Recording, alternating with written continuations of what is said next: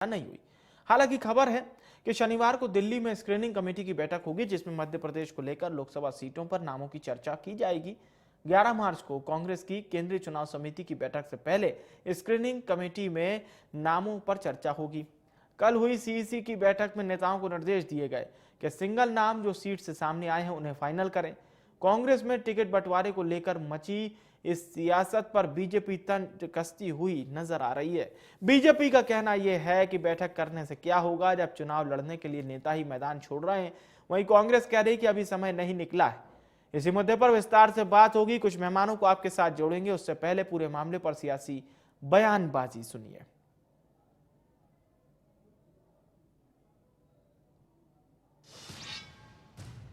Congress party लगातार जो है विचार विमर्श कर रही है। कांग्रेस पार्टी जनता से जुड़े हुए लोगों को मैदान में लाना चाहती है। हमारे प्रत्याशी वो होंगे जिन्होंने जनता की लड़ाई लड़ी है। भारतीय जनता पार्टी की तरह नहीं, जो दगे हुए चेहरे, बुझे हुए कारतूस हैं, दोबारा उन हारे हुए प्रत्याशियों को फिर मैदान में भारतीय जनता पार्टी लेकर आ गई, जिनका जनता से सरोकार ही नहीं रहा, जिन्होंने मोदी की गारंटी को फुल प्रूफ तरीके से, मोदी की जो गारंटी है वही सबसे बड़ा धोखा है, उसे साबित करने का काम किया। लेकिन कांग्रेस पार्टी तमाम उन मुद्दों को लेकर प्रत्याशियों का चयन कर रही है जिन्होंने वास्तविकता के साथ किसानों के मुद्दे उठाए हैं, रोजगार के मुद्दे उठाए हैं। जनता की आज जो मांग है उस मांग को लेकर प्रत्याशियों का चयन हमारा पैनल कर रहा है और शीघ्र ही जो है कांग्रेस पार्टी अपने प्रत्याशियों का चयन आपके सामने जाहिर करेगी। मध्य प्रदेश कांग्रेस के नेता लगातार दावा कर रहे थे कि कांग्रेस के उम्मीदवारों की घोषणा जल्दी होने वाली है, सूची तैयार हो गई है, लेकिन चुनाव समिति में मध्य प्रदेश के उम्मीदवारों का कहीं अता पता नहीं चला। जहां जहां राहुल गांधी जी के पैर पड़े वहीं वहीं कांग्रेस पार्टी का सफाया होता गया। मध्य प्रदेश में कोई भी बड़ा नेता कांग्रेस का चुनाव लड़ने के लिए तैयार नहीं है। नेताओं में होड़ मची है कि किसी तरह से चुनाव से बचा जा सके, इसीलिए चुनाव समिति में मध्य प्रदेश के नामों पर विचार नहीं हो पा रहा है। मध्य प्रदेश में कांग्रेस पार्टी सभी सीटें हारने जा रही है, इसलिए चुनाव हारने के लिए ऐसे नेताओं को तैयार किया जा रहा है जो किसी तरह चुनाव लड़ सके और हार के लिए तैयार हो जाएं।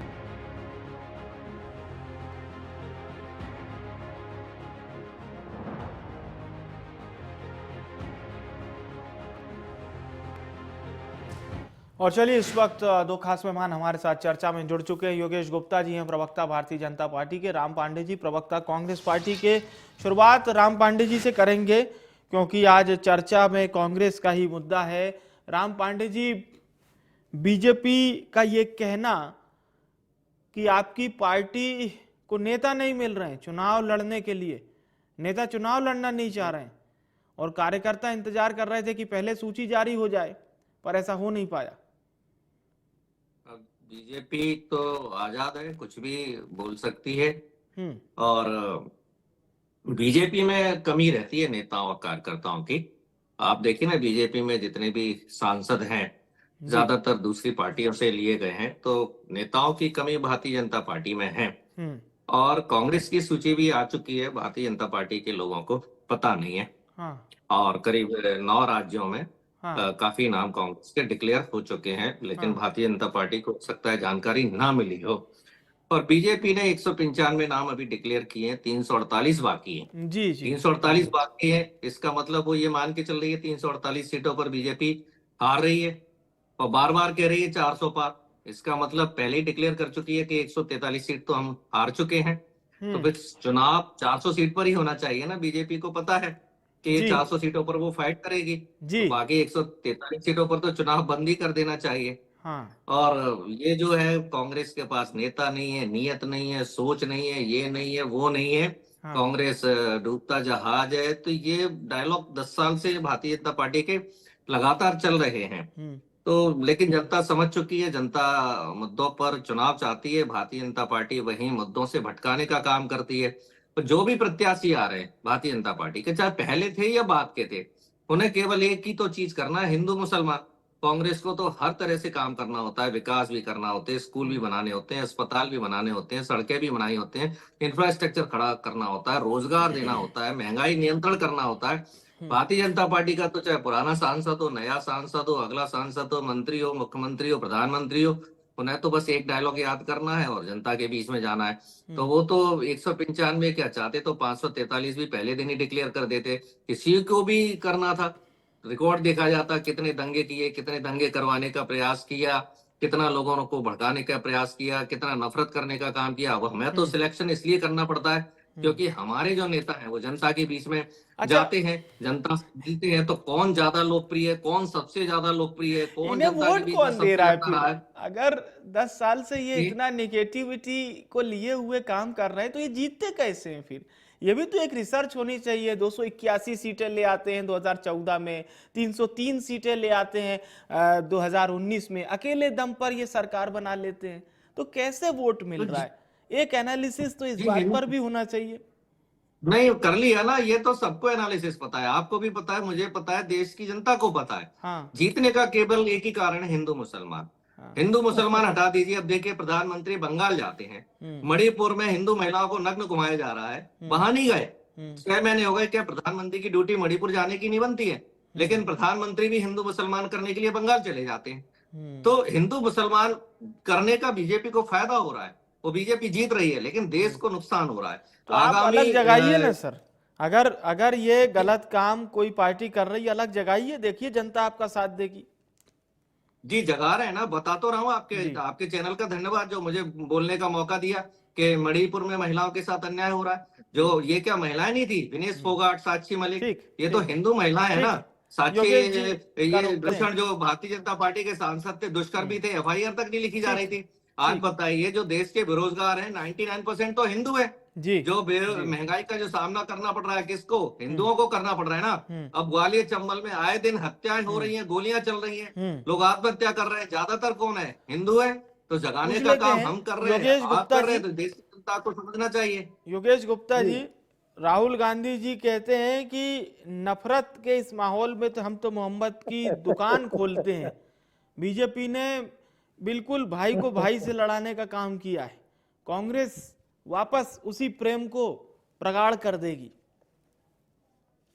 देखिए, मेरे मित्र राम पांडे जी ने खिसियानी बिल्ली खंबा नोचे की तर्ज पर चलते हुए पूरा फ्रस्ट्रेशन चैनल पर निकाल दिया। तो मैंने देखा इनकी मोहब्बत की दुकान में नफरत के कितने जहर इन्होंने अभी बैठकर उगले। जी, कांग्रेस पार्टी की अभी 39 कैंडिडेट की सूची आई है, जिसमें कर्नाटका, केरल से करीब 6-7 सीटें हैं, कर्नाटका से भी 6 सीटें हैं और छत्तीसगढ़ से भी 6 सीटें। जी, जी, मध्य प्रदेश का हाल बेहाल है कांग्रेस पार्टी के लिए। जिस प्रकार हमने मध्य प्रदेश में विधानसभा चुनावों में कांग्रेस पार्टी के अंदर घमासान देखा था, जो मध्य प्रदेश के इतिहास को शर्मसार करने वाला था, नग्न होकर प्रदर्शन करना कमलनाथ जी के बंगले पे, पुतले दहन करना, पीसीसी में तोड़फोड़, ये सब चीजें हमने देखी थी, प्रदेशवासियों ने भी देखी थी। तो निश्चित रूप से कांग्रेस पार्टी आज अंतर कलह से जूझ रही है और इनके युवराज बजाय संगठन की कसावट के, बजाय टिकट वितरण में ध्यान देने के, अपने पीछे जो बची कुची ब्रिगेड है उसको लेकर घूम रहे हैं। हम सबका साथ सबके विकास की तर्ज पर निश्चित रूप से मध्य प्रदेश सहित पूरे देश को पिछले 10 वर्षों में मोदी जी ने अथक प्रयासों के माध्यम से देश विदेश में भारत का गौरव बढ़ाने पर का कांग्रेस तो कह रही है आप डेवलपमेंट के नाम पे वोट ही नहीं लेते, बस मैं बता रहा हूँ। हाँ, मैं बता बस रहा हूँ, हिंदू मुस्लिम पर वोट मिल रहा है बीजेपी को। हिंदू मुस्लिम पे अगर वोट मिल रहा होता, हाँ ये सही कह रहे हैं, एक तरह से पूछिए कैसे। मैं अभी गया था बूथ प्रवास, गांव चलो बूथ प्रवास अभियान पर, मुझे जो बूथ मिला था 49 नंबर, वो एक स्लम एरिया मुस्लिम बस्ती का था, वार्ड नंबर 27, भोपाल शहर, नया बसेरा। और निश्चित रूप से वहां महामारी मुस्लिम माँ बहनें मोदी जी द्वारा चलाई जा रही जनहित कल्याणकारी योजनाओं को लेकर न केवल उत्साहित है बल्कि प्रतिबद्ध है कि हम अब की बार पुनः मोदी सरकार। और ये उनका ये कहना है कि हम मोदी जी को वोट क्यों ना दें, हमें अनाज मिल रहा है, हमें स्वास्थ्य सेवाएं 5 लाख तक की मुफ्त मिल रही है। एक सामान्य परसेप्शन तो ये जाहिर होता है, सामान्य परसेप्शन, हाँ, कि मुस्लिम बीजेपी को वोट नहीं करते, ये सामान्य परसेप्शन है। हाँ, मैं मुस्लिम बहनों की बता रहा हूँ, मुस्लिम मतदाताओं की बस्ती में मैं 3 दिन के प्रवास पे था, 9, 10, 11, तो वहां की कहानी आपके सामने रख रहा हूँ। मुस्लिम माँ बहनें इतनी खुश है कि उज्ज्वला गैस योजना के अंतर्गत उनको सब्सिडी में 450 रुपए में सिलेंडर मिल रहा है, लाडली बहना योजना के अंतर्गत 1250 रुपए मिल रहे हैं, संबल योजना के अंतर्गत सरकार मध्य प्रदेश सरकार द्वारा संचालित सारी सुविधाएं मिल रही हैं। तो ये जो सारी जनहित कल्याणकारी योजना है जो बिना भ्रष्टाचार के सीधे हितग्राही के खाते में पहुंच रही है। इन्हीं के कांग्रेस के पूर्व स्वर्गीय प्रधानमंत्री कहा करते थे राजीव गांधी जी कि केंद्र से 1 रुपए चलता है 15 पैसे हितग्राही तक पहुंचता है। तो आज भ्रष्टाचार मुक्त प्रदेश और भ्रष्टाचार मुक्त देश, स्वच्छ प्रशासन स्वच्छ शासन, ये मोदी जी देश को दे रहे हैं। इसलिए मध्य प्रदेश और देश की जनता चलिए पांडे जी से जवाब ले लेते हैं आपकी इस बात पे। पांडे जी रूप से क्या कहेंगे योगेश गुप्ता जी की इस बात पर? से शराब और नेताओं की भरमार जी ठीक है योगेश जी, पांडे जी से अब जवाब ले लेते हैं। जी योगेश गुप्ता जी अपना धर्म निभा रहे हैं, भारतीय जनता पार्टी में है, वहां झूठ बोलने का धर्म है तो निभा रहे हैं। पहले कांग्रेस में थे तो सच बोलते थे, तो इसलिए वो अपनी ड्यूटी को बड़ी ईमानदारी के साथ निभा रहे हैं। अब ये कह रहे हैं कि भ्रष्टाचार, देखिए आजकल आना जाना खूब लगा रहता है, कभी पांडे जी ना बीजेपी में आ जाएं। जी बिल्कुल सही बात है, कोई भी कभी भी कहीं भी जा सकता है और आने जाने के लिए स्वतंत्र है। और मुझे तो लगता है नरेंद्र मोदी जी और अमित शाह भी कांग्रेस में आ सकते हैं, आडवाणी भी कांग्रेस में आ सकते हैं, कोई प्रतिबंध थोड़ी है किसी में आने में। जी जी लेकिन देखना चाहिए विचारधारा और ये सब देखना चाहिए कि किसने पहले क्या कहा है। अब जिन लोगों ने कहा है नरेंद्र मोदी चोर है, किसानों के हत्यारे, कम उन लोगों को बीजेपी में नहीं जाना चाहिए जो नरेंद्र मोदी और अमित शाह सरेआम इस तरह की भाषा का इस्तेमाल कर चुके हैं। तो दोनों पर अपनी विचारधारा है। अब मैं आ रहा हूँ, ये भ्रष्टाचार की बड़ी बड़ी बातें कर रहे हैं। अभी ये तो लेटेस्ट मामला है ना इलेक्टोरल बॉन्ड का, ये कांग्रेस ने नहीं कहा है ना, सुप्रीम कोर्ट ने कहा है कि इलेक्टोरल बॉन्ड के माध्यम से भ्रष्टाचार चल रहा है। और उन्होंने सरकार को कहा है कि आप इसमें जवाब दीजिए। एसबीआई को कहा है कि आप अपनी वेबसाइट पर डालिए कि किसने इलेक्टोरल माध्यम के से पैसा दिया है, पता तो चले कौन घोटालेबाज है, कौन भ्रष्टाचारी है और किन की मदद की जा रही है। लेकिन एसबीआई और सरकार सुप्रीम कोर्ट के कहने के बाद भी ना तो वेबसाइट पर वो सूची जारी की जा रही है और ना ही सुप्रीम कोर्ट को जवाब दिया जा रहा है। सुप्रीम कोर्ट का ये अवमानना चल रहा है। चंडीगढ़ का चुनाव आप लोग देख ही चुके हैं, आप लोगों ने बताया है किस तरह से मेयर का चुनाव भारतीय जनता पार्टी ने उसको जीता था। मतलब जो कांग्रेस और आम आदमी पार्टी को जो वोट मिले थे वो भारतीय जनता पार्टी का कार्यकर्ता चुनाव आयोग में पीठासीन अधिकारी बनता है और पीठासीन अधिकारी बनने के बाद कांग्रेस और आम आदमी पार्टी को जो वोट मिलते हैं उनको कैंसिल करता है। मामला सुप्रीम कोर्ट में जाता है, सुप्रीम कोर्ट कहता है ये लोकतंत्र की हत्या है। तो भारतीय जनता पार्टी चाहे हिंदू मुस्लिम करे या चंडीगढ़ वाला हो या इलेक्टोरल, हर काम मतलब पीठ में छुरा घोंपने वाला करते हैं। जबकि हमारी संस्कृति कहती है कुछ भी हो, लड़ाई हो आमने सामने से हो, हमारे राजा महाराजा हजारों सालों से लड़ते आ रहे हैं, लेकिन ऐसा काम कोई नहीं करता था। जो पीठ में छुरा घोंपता था उसका कभी सम्मान नहीं हुआ है, चाहे वो जीत गया हो। लेकिन भारतीय जनता पार्टी जितने भी षड्यंत्र करती है, चाहे विधायकों को 50-50 करोड़ में खरीदना, ईडी का दबाव देकर अपनी पार्टी में अजीत पवार, एकनाथ शिंदे और वो शुभेंदु अधिकारी, मतलब जितने भी देश के भ्रष्टाचारी घोटालेबाज वो भारतीय जनता पार्टी ने डिक्लेयर किए थे, उनको बुलाना, 15-15 लाख अकाउंट में आएंगे, काला धन लाएंगे, 15 लाख मत दो, लेकिन ये तो कहा था काला धन लेकर आएंगे। ये इससे बड़ा झूठ क्या होगा।